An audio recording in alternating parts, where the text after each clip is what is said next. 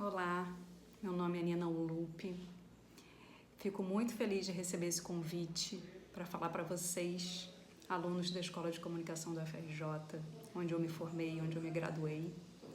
Depois eu fiz mestrado na UFRJ, na Faculdade de Educação, e pós-graduação em Antropologia e Desenvolvimento Cognitivo na UF.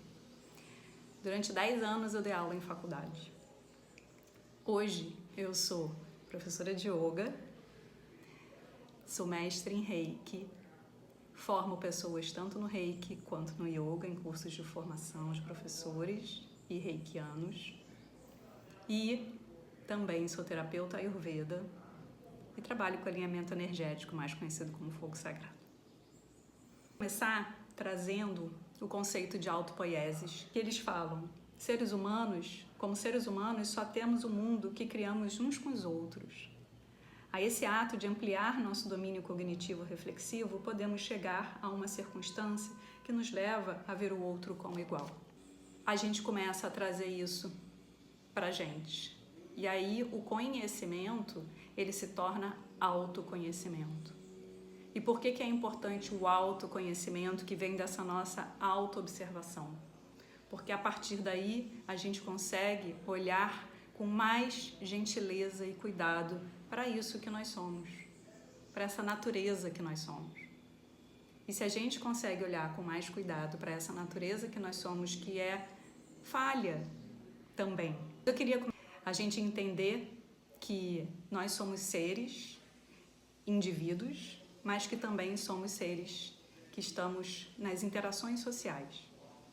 E essas interações sociais, e nós como indivíduos, nós estamos o tempo inteiro fazendo isso de forma simultânea. Não acontece uma coisa e depois a outra. Elas acontecem ao mesmo tempo e elas se complementam. Então, a gente entender que somos indivíduos, que estamos em interações sociais e que isso é essencial para a gente, para realimentar a nossa individualidade, é essencial para todo o resto. E a partir do momento em que a gente consegue perceber que nós somos isso, tudo, nós somos todos iguais. Dentro de uma diversidade, mas somos todos iguais. Os autores, como biólogos, eles nos convidam a pensar o indivíduo, o ser humano, de acordo, junto com a natureza. E na filosofia do yoga e na Ayurveda também, em outras filosofias orientais, a gente está sempre olhando o indivíduo como natureza, os seres humanos como natureza. Por quê?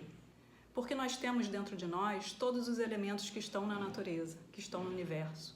Então nós temos a terra, nós temos a água, o fogo, o ar e o éter, que é o espaço. Os nossos ossos, o nosso sangue, o nosso calor corporal. Na Ayurveda a gente fala do fogo digestivo, do nosso Agni. O ar e o espaço. Tudo isso está dentro do nosso corpo e tudo isso está na natureza, está no universo. Então nós somos iguais. O que está dentro está fora e o que está fora está dentro. A gente começa a se conhecer mutuamente. A gente faz uma relação transpessoal. Não é mais indivíduo com indivíduo e não é mais pessoa com pessoa, mas é transpessoal. É um olhar em que a gente se reconhece um no outro. Na prática de yoga, nós começamos a estudar o conhecimento, e a partir do momento em que esse conhecimento a gente traz para a nossa vida, para o nosso dia a dia, a gente também consegue olhar dessa forma para o outro, com gentileza e com cuidado. E percebendo cada vez mais que nós, seres humanos, a gente tem muito mais semelhanças. E que a forma como a gente age é muito semelhante à forma como as outras pessoas agem como seres humanos, como indivíduos nas suas interações sociais. A partir do momento em que a gente começa a ter o autoconhecimento, nessa relação que a gente tem consigo mesmo, a gente começa a olhar para a nossa mente.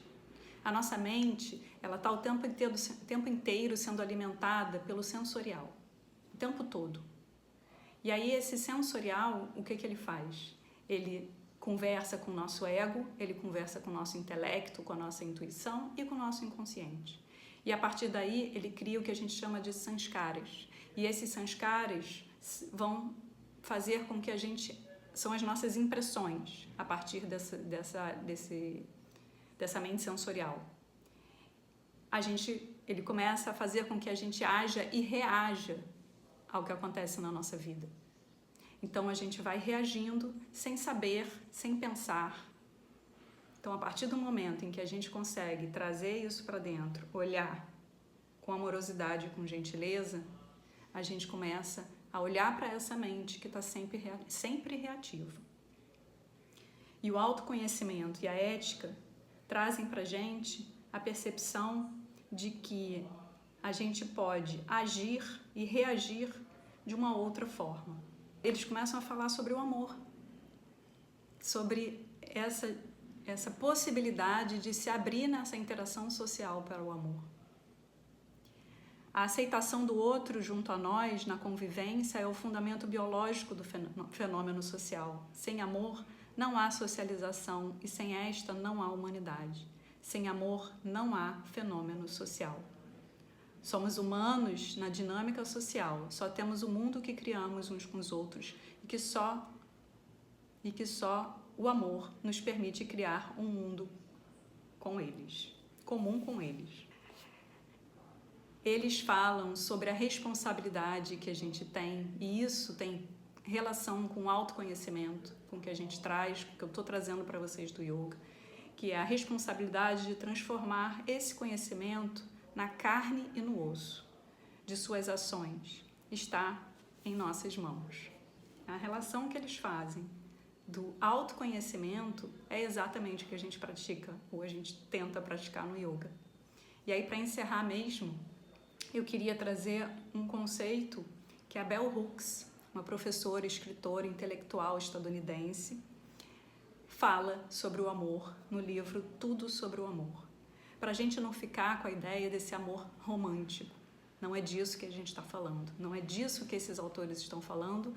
Não é disso que eu estou falando e que a Bell Hooks fala. Então, o que ela define como amor? A vontade de se empenhar ao máximo para promover o próprio crescimento espiritual ou de outra pessoa. Seres humanos nas suas interações sociais. Muito obrigada por essa oportunidade de estar com vocês e espero que eu tenha contribuído.